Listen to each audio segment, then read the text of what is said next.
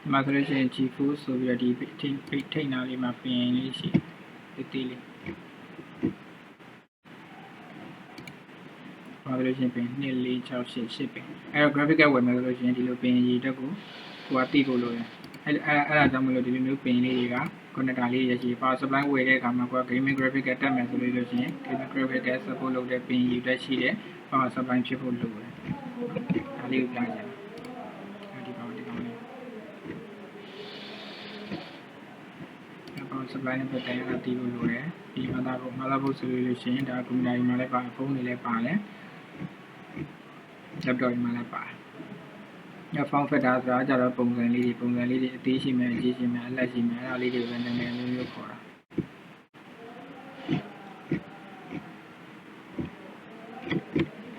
Raspberry Pi တာရှိတယ်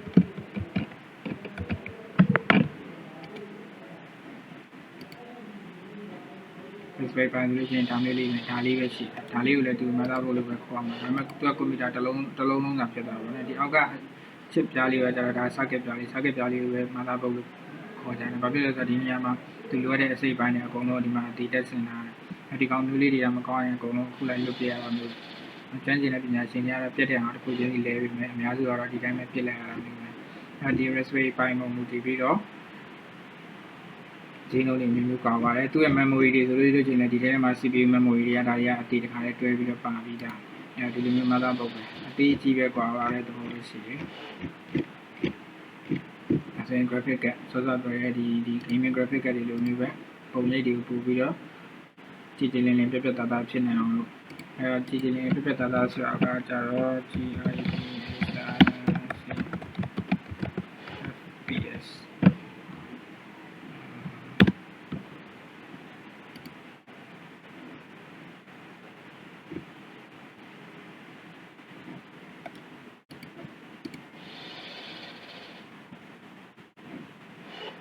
Hey everyone, this is Steve from GamersNexus.net. Today we're talking about how to benchmark your video card. This is something we do for games like Evolve. We test and that sort of saves you money in determining if your system can run a game to a reasonable frame rate. So, to this end, you really don't need that much in terms of software. Looking at the log files that Fraps produce that you already have a real-world environment like Metroid 2032 might be. Sparks are looking at the log. လောက်စားတဲ့ပုံလေးတွေကဟိုပြောရလို့ရှိရင် smooth ဖြစ်နေလားမဖြစ်ဘူးလားပေါ့နော်ကြည်ကြည်လင်းလင်းပြပြသားသားရှင်းရှင်းလင်းလင်းဖြစ်နေလားမဖြစ်ဘူးလားဆိုတဲ့ပုံမျိုးတွေပြီးတော့ FPS ဆိုတာပြောတာ FPS ဆိုတာ frame per second တစ် second မှာဘယ်နှ frame ရှိလဲဆိုတော့ပြောတာအဲဒီတော့ဟို slow motion နဲ့ရိုက်ထားတဲ့ပုံစံမျိုးပေါ့နော်အရင်တော့ဆိုလို့ရှိရင်ဓာတ်ပုံတွေတစ်ချက်နဲ့ရိုက်ထားလိုက်တယ်အဲ့လိုမျိုးဓာတ်ပုံ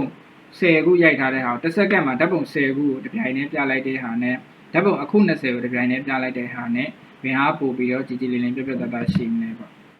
အဲ့လိုမျိုးရှိအဲ့တော့နမူနာပြောရရင်ဘယ်လိုပြောရမလဲမျက်စိတော့မြင်လားမသိဘူး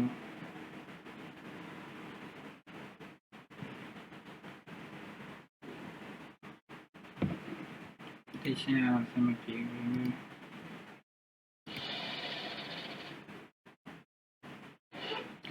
တချို့ကဓာတ်ပုံလေးတွေရှိရင်ဓာတ်ပုံလေးတွေကိုစာရွက်လေးတွေပဲဒီလိုမျိုးဆွဲပြီးတော့လန်လိုက်တဲ့ဟာရှိတယ်စာအုပ်လေးလိုပဲဒီလိုမျိုးဆွဲလန်လိုက်တဲ့ဟာရှိတယ်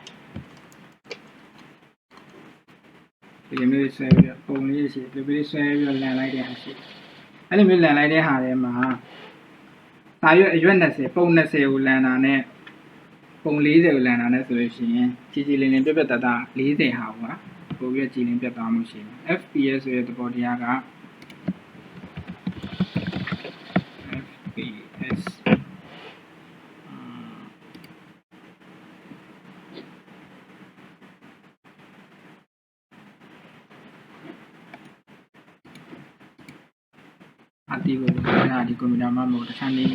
So today we're going to do a nice little deep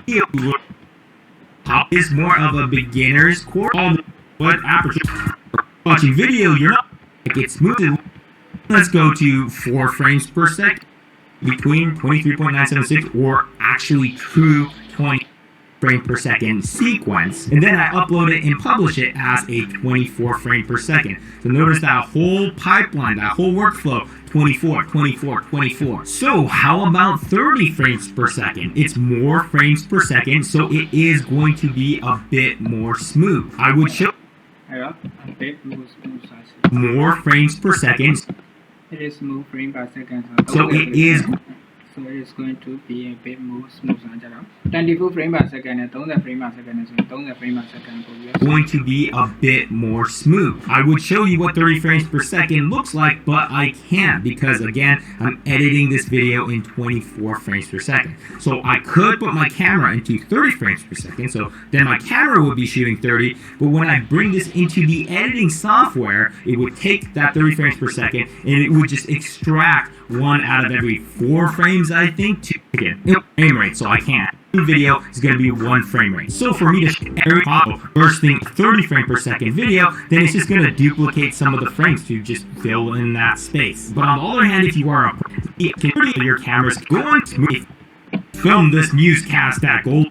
An epic shot of Sam trying to look cool. That was too fast, so let's try to make it slow motion. Notice that now it looks really choppy. Why is that? What we did is we took our 24 frames that we recorded in a second and we stretched it out so there's no longer images in between each of these frames. That's why the footage turns out choppy. There's nothing there to look at. So what we need to do is to create more frames to stick in between there when we stretch it out. That way we have a nice full timeline of frames that we can watch through. So the more you want to slow it down, the further the frames are going to get stretched apart, and you want more and more frames. So the more slow motion you want, the more frames you have to record. So one example, I directed a music video for Pepe Aguilar. I want to slow it. What we need to do is to create full timeline of frames that we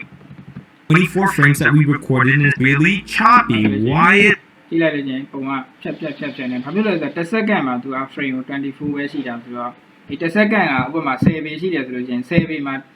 10ပေမဟုတ်ထားလိုက်ပေ20ရှိရထားလိုက်ပေ20ရှိတဲ့နေရာကို24ပုံသူကဂျားထဲမှာစီလိုက်တဲ့သဘောပဲပြောလို့ရှိရင်အဲ့တော့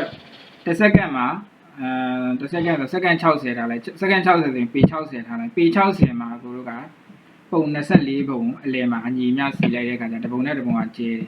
အဲ့လိုမျိုးကျဲနေတဲ့အခါကျတော့ကြည့်ရတာအမြန်ဖြတ်လိုက်တဲ့အခါကျအဆင်မပြေဘူးအဲ့တော့120ဆိုလို့ရှိရင်ပုံလေးရစစ်လေးတွေဖြစ်နေမယ်အခုဒီမှာ is that? What we did is we took our 24 frames that we recorded in a second and we have a nice full timeline of frames that we can watch through. So the more you want to slow it down, the further the frames are going to get stretched apart, and you want more and more frames. So the more slow motion you want, the more frames you have to record. So one example, I directed a music video just enough to take the edge out. It felt a little less harsh than real time, but it didn't really feel truly like,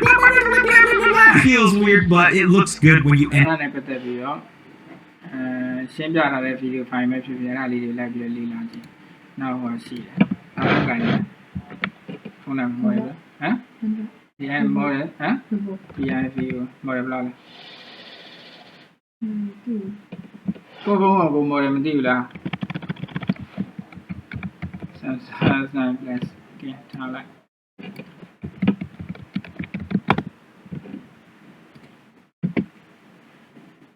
ီမှာဆိုလို့ရှိရင်ကင်မရာကိုကြည့်လိုက်ကင်မရာထဲမှာဆိုလို့ရှိရင်ကင်မရာ main camera ထဲမှာရှိတယ် main camera မှာဆိုလို့ရှိရင်ဒီ camera specification လေးကိုကြည့်လို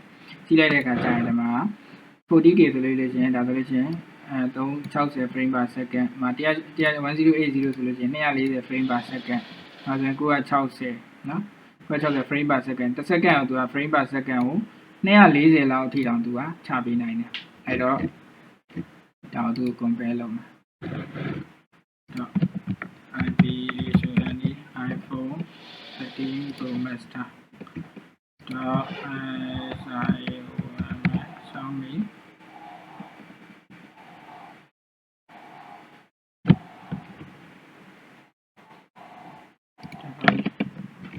Ultra နဲ့ပြင်ထားလိုက်တာဒီတုံးကိုမတမယာရီလာတော့မသိဘူးစစ်ကြည့်လိုက်မယ်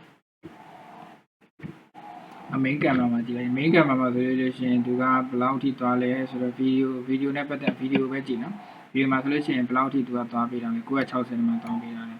iPhone ဆိုရင်ဘယ်လောက်သွားပေးထားလဲ